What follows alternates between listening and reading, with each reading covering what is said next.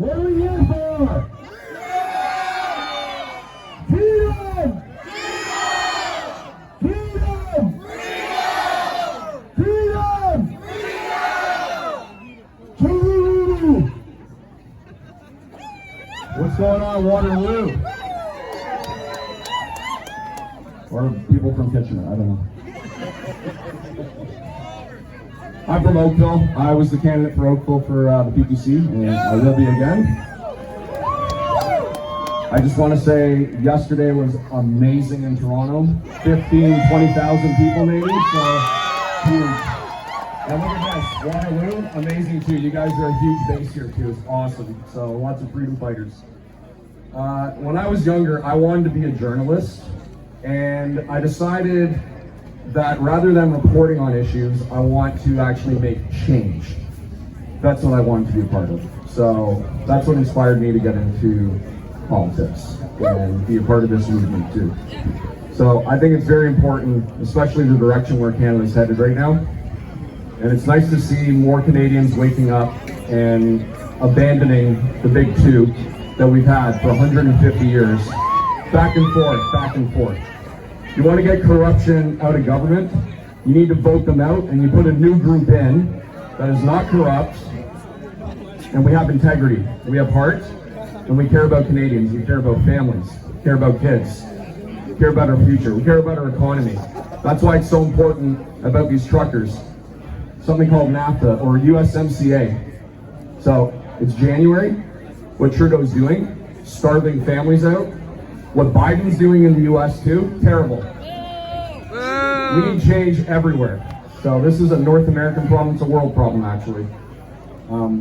So stay clean, don't get that vaccine. I want to introduce my friend, Amber Kakiishiway. Sensei, Sado, Bozo, these are words that my people were not allowed to speak because they did not have freedoms, especially underneath Trudeau Sr. Residential schools were underneath Trudeau Sr. Now, Trudeau Jr. is not very good either. Do you guys like him? No! I don't think so either.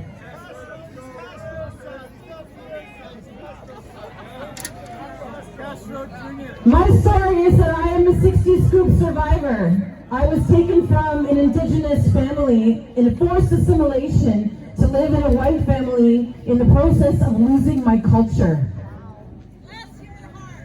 Thank you. It's still happening today, but it is not called the 60 scoop anymore. It is called the millennial scoop. They're taking away our freedoms, the Indigenous freedoms. Canada has a huge history of this, and you are experiencing it right now. They are taking away your freedoms.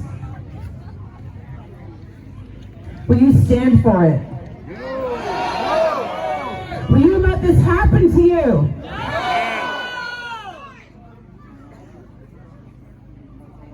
I have 5 children, and I homeschool them all. Even before I was popular. They are the future. Yes. Our children are the future. And I stand with you today as an urban Indigenous representative from the city of Burlington. May my power be with you. May the Indigenous stand with you. May we take down Trudeau together.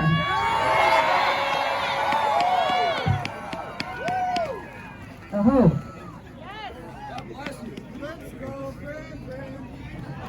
God bless you, Amber. God bless you.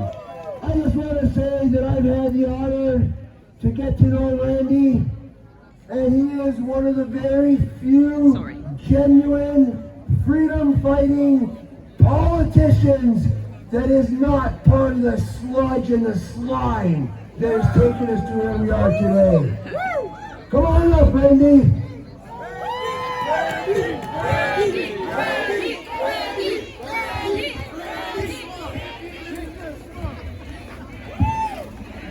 Well, good afternoon, Waterloo. And good afternoon, freedom in Waterloo. You know, but I'm going to have to say, you know, I always thought Waterloo was a pretty peaceful, law-abiding organization, city. But every time I come here to Waterloo, there's always cops over in the other building watching over us. And I wonder why the hell are there always cops looking over into town square here in Waterloo. So let's turn around, give a big wave. There's no criminals here. The criminals are back somewhere else, and that's where you should be looking. Because what we're doing, what Justin Trudeau is doing, what Doug Ford is doing to our province and our country, what they're doing with this mandatory vax pass at the border. They know they are intentionally shorting the food supply in our country. They're intentionally making the shelves in our grocery stores empty. They all know that this time of year, all our fresh fruit, produce, and much of our protein comes from south of the border. And they're blocking it up. They're shutting it up.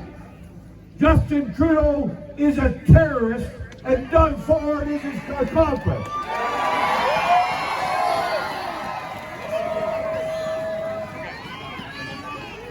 So, Waterloo Police, you want to go look for a terrorist. We know where they are. One's in Etobicoke, and one's at his cottage just outside of Ottawa. But people are standing up. People are fighting back. This year, this has been a long battle. For 2 years now, we've been fighting for our freedom. And I'm going to say to you, in 2022, we win this battle for freedom in Canada. This is the year we regain our freedom. Next week in Ottawa, we're seeing thousands of truckers who have told Trudeau what they can do with the vax pass. Okay? They'll be in Ottawa. We'll be there in Ottawa with them, showing our support, knowing we're going to win this, and we're going to win it this year. So listen, I wanted to talk a little bit about this great struggle that we're in, this great fight. And we all know this. For 2 years now, this is not just incompetence, although there are lots of incompetence in Ottawa and Toronto. But we're in a great struggle and war for our freedom and against the enemies of freedom. But you know, in Canada today is much different than when I was a young boy. These days, we often hear Canadians describing themselves as being nice, as being polite, and always saying sorry, even when there's nothing to be sorry about. It's as if Canadians today have only one defining characteristic, and we see ourselves through that lens of being docile and passive and deferential. And I'm not opposed to people being polite, not opposed to people being nice. But if that's our only defining characteristic, let's not be surprised that we'll become passive, we'll become docile, and that we'll be easily bossed around, easily bullied, and unable to fight back. I'll tell you, that's not me, and it's not you. It's not our Canada. And it certainly doesn't describe the Canada of my youth. Let me say, when I was a young boy, we all have heroes. And one of my heroes, heroes are people that you look up to, people who you see their characteristics in you, and they embody the characteristics that you want to emulate. And one of the heroes for many young boys in Canada was a guy named George Chavallo. Anybody remember George Chavallo? For those who don't know George Chavallo, he was the 5-time heavyweight champion of Canada. 5 times. He fought for the world championship against the best the world has ever put out. Muhammad Ali, Joe Frazier, George Foreman. 93 bouts. He never got knocked down, and he never got knocked out. Never. 93 times. So Muhammad Ali said after the fight at Maple Leaf Gardens, he said, that George Chavallo, he's the toughest fighter I've ever fought. The toughest man I've ever fought. He embodied the Canada of my youth. And now George is a nice, polite guy. But don't make any mistake. He's a scrapper and he's a fighter. And he is what Canada is. That's what we need to do today. Be like George Chavallo. Be scrappers. Be fighters. Go the distance. Never got knocked out. Never get knocked down. We'll go whatever the distance is. And that's how we're going to regain our freedom. But I'll say, we are in a war for our freedom. And there's a term that we often hear in every war, and it's called the fog of war. And the fog of war describes the chaos and the confusion, the smoke, the noise, the distractions that prevents you from seeing where your enemy is and who your enemy is. We've been in the fog of war, but we need to be alert. We need to be awake, and we need to see who the enemies of freedom are. And I've seen them for 2 years now, and let's call them out. Our government, Justin Trudeau, Doug Ford, are enemies of freedom. Any government who brings in laws that restrict their freedom are enemies of freedom. Our public health authorities, you know, those people who drive the narrative of fear, of danger, of terror, they are enemies of freedom. They're the ones that we can easily see. But there's also the media. The media who censor and suppress honesty and facts are enemies of freedom. But there's also the collaborators. Those who collaborate with those enemies. It's the shopkeeper. The shopkeeper who demands that you wear a mask, and if you're smiling and have your face showing, refuses you service. That shopkeeper is an enemy of freedom. That restaurant or business that won't serve you or let you in unless you've got your vax passport are an enemy of freedom.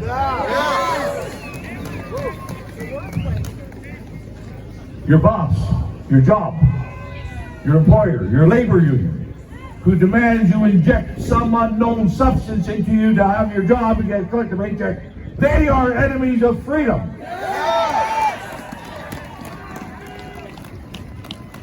The doctor who puts a mask on your child, they are enemies of freedom.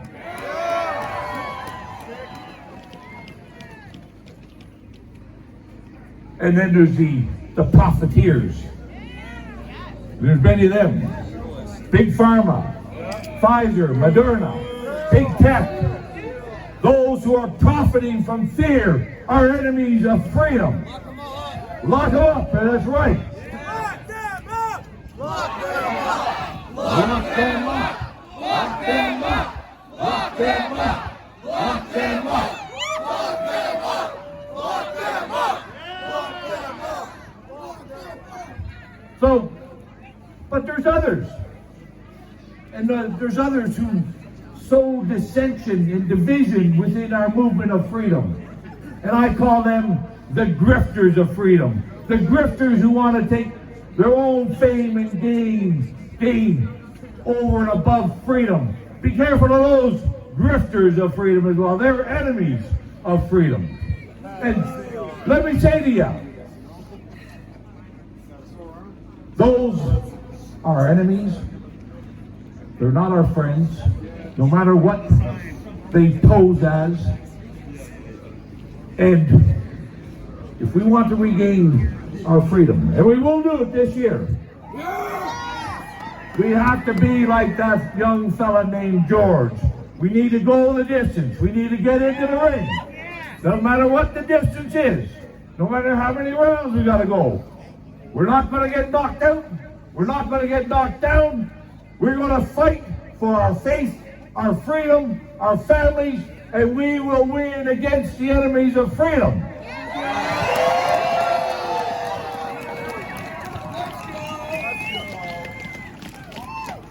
You know, for a year and a half now, we've been trying to build unity. We started the End of Lockdown Caucus, brought in elected representatives from municipal, provincial, federal, to get together, to fight together, to regain our freedom. Our freedom and your freedom is more important than our political gain. Right? The End of Lockdown Caucus, I was very fortunate that a few people came in with me, and it grew, and it grew. We tried to build unity with that End of Lockdown Caucus, and I'm still doing it. Over the last couple months, I've had many conversations. I've extended the offer to keep building for unity. But I'll tell you, there's one man that joined me at the End of Lockdown Caucus. There's one man who joined me, and we joined together in the last federal election to put aside any partisan differences and to fight for unity. That man is Maxime Bernier. He's here with us today.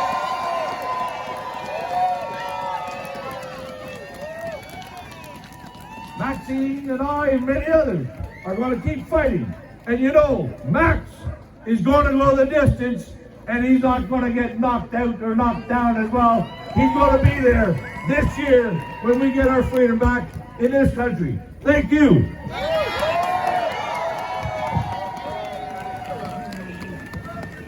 Thank you, Randy, a real freedom fighter. Randy, Lord. Hello, everybody. Hello! I will be short. It's a cold day, but it's a nice day.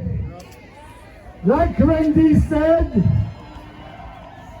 after 2 years, what we are doing right now, it is not a sprint, it is a marathon, and we are winning! We are winning!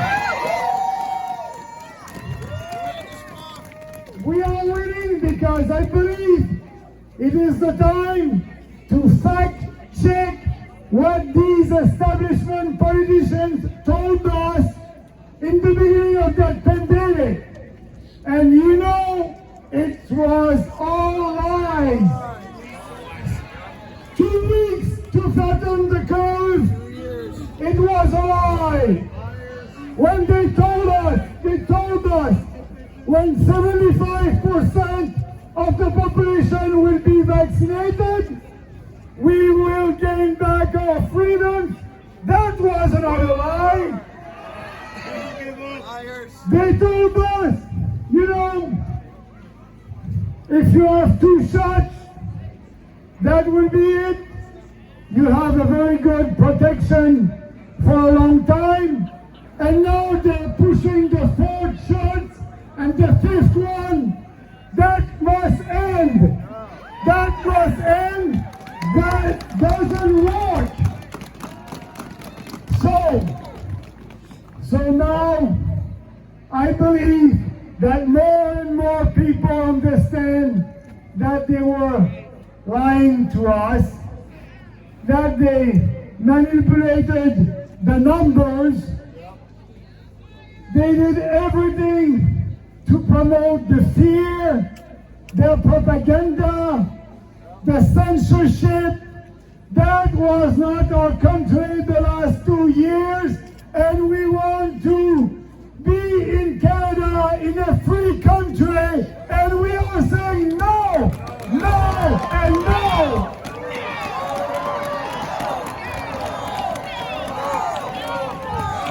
Yes, enough is enough. And I can tell you that now more people understand and they're coming on our side and they know that our only goal is to unite every Canadian under the freedom umbrella.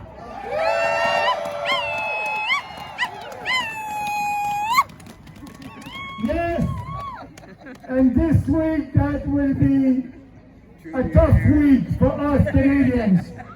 But we know that these truckers, they're doing what they're doing right now. They're doing everything to be sure that these despots in Ottawa and in every province understand that we must do like they're doing right now in England and in other countries. They have back their freedom. We need our freedom back.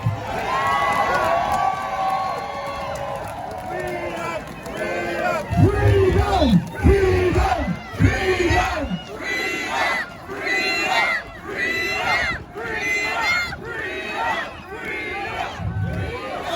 And that's why I will be with you and with our truckers in Ottawa next weekend. And we will be on the hill. And the message is very clear. We want, and we said that. I said that during the last electoral campaign. And as you know, we were the only national political party that was always within all these mandates. No more mandates! No more mandates! No more mandates! No more mandates! No more mandates! No more mandates! And I know we are winning that battle because now, like always, the history told us that truth will always win. And what we are saying, we are just saying and speaking the truth based on facts and on science. We will win that battle together. Let's be strong and free again. Thank you. That